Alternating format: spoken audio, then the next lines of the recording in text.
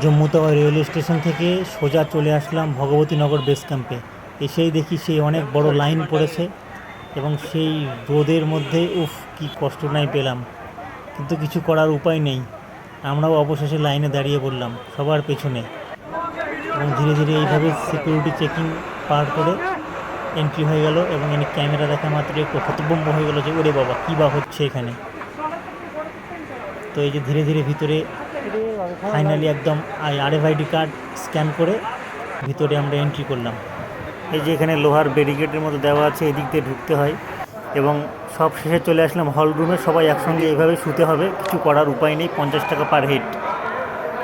এবং রাত্রে ভোর 3টায় রওনা দিলাম। দেখুন সিকিউরিটি একদম কনভয়ে নিয়ে যাচ্ছে আমাদের, কোনো ভয়ের কারণ নেই। এই রাতের জম্মু বেশ সুন্দর লাগছিল দেখতে এবং যেতে যেতে এরকম অনেক বড় বড় 12-14 কিলোমিটার কয়েকটা টানেল পার হলাম।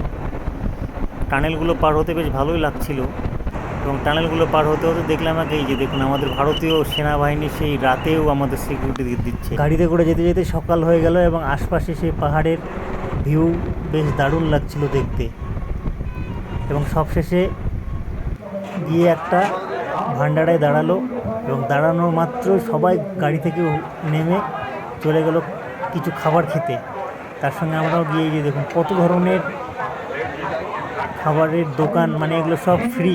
ভান্ডারা এটা যেমন ছিল বিশাল ভান্ডারা, অনেক ধরনের খাবার আইটেম, মানে পুরোটা অত কিছু খাওয়া যায়নি, কেননা অত কিছু খেলে আবার পেট খারাপের হয়ে গেলে তখন এটা মুশকিল। এই যে আমিও নিয়ে নিলাম একটু ভাত, একটু রাজমার ডাল, একটু চানার ডাল। আর ইনি আবার কী করেছে, যেমন ক্যামেরা করছি নিয়ে একটু দেখে হতভম্ব হয়ে গেছে। মানে এরকম কিছু লোক থাকে ক্যামেরা দেখলে একটু নিজেকে একটু হতভম্ব, মানে একটু গান্ডু গান্ডু মনে করে। তো যাক গিয়েও কিছু ভাবার দরকার নেই, বাবার কাছে সবাই সমান। তারপরে এই যেখানে একটু মনে হয় পায়েস টাইস দেবে, পায়েস নিয়ে আমার আগে আবার উড়ে চলে আসলো লাইন থেকে। দেখুন এগুলো এরকম হয়ে থাকে এগুলো। এই যে আমি একটু পায়েস নিলাম, নিয়ে খাবারটা খেয়ে দিয়ে আবার একটু ঘুরবো ওখানে।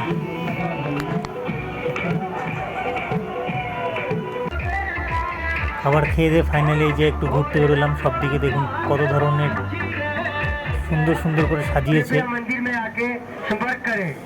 যারা উপবাস আছে তাদের জন্য আবার এক্সট্রা কোনো ফ্যাসিলিটি আছে খাওয়া দাওয়ার, হয়তো এখানে বলছে। এই যে পুরো সিকিউরিটি চেকিং হচ্ছে এখানে, এন্ট্রি গেট এটা। আর বলছে এই যে দেখুন খেতে ডাকছে, আও ভোলে খাও ভোলে। এই যে বন্ধু ক্যামেরা করে বেড়াচ্ছে মোবাইলে। দেখুন সবাই দাঁড়িয়ে দাঁড়িয়ে খাচ্ছে, সুন্দর। আর রান্না বান্নাও খুব টেস্টি রান্না, কেউ বসে খাচ্ছে, অনেক ধরনের খাওয়ার আইটেম। মানে অত খাবার খাওয়া যাবে না সত্যি কথা বলতে, মিষ্টি টক দই সব কিছুই আছে। দেখুন এই যে এখান থেকে আমরা খাবার খেলাম, পুরোটা ঘোরাঘুরি করে একটু ফ্রেশ মনে হচ্ছিল। দেখুন কত ধরনের লোক, কত ভারতের কত কোন কোন প্রান্ত থেকে চলে এসছে, প্রতিটা স্টেট থেকে মানুষ এসছে। এখানে রুটি বানাচ্ছে, কেউ যদি রুটি খেতে চায়, অনেকে চাল আপনার মানে ডাল চাউল খায় না, সেই জন্য তাদের জন্য রুটিও আছে। অনেকে রাজস্থানি বা অন্যান্য যেগুলো স্টেটে যেগুলো ভাত খায় না, তাদের জন্য রুটি স্পেশাল বানাচ্ছে। মানে সব এগুলো খাও, ফ্রি খাও, কিন্তু ভাই খেতে হবে একটু লিমিট করে।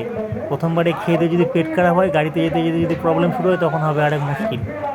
ওই কারণে একটু মাপ মতো খেয়ে দিয়ে আবার এই ধীরে ধীরে বেরোচ্ছি। এখন গিয়ে আবার গাড়িতে উঠতে হবে। এই যে দেখুন এখানেও খাবার খাচ্ছে সবাই, খাবার খেয়ে দিয়ে থালা সুন্দর করে গুছিয়ে রাখো। আর এখানে আর একটা ভালো জিনিস দেখলাম, সেটা যে খাবারটুকু নিজের থালায় দেবে সেই খাবারটুকু নষ্ট করা চলবে না, সেই খাবারটুকু খেতেই হবে, কষ্ট হলেও খেতেই হবে।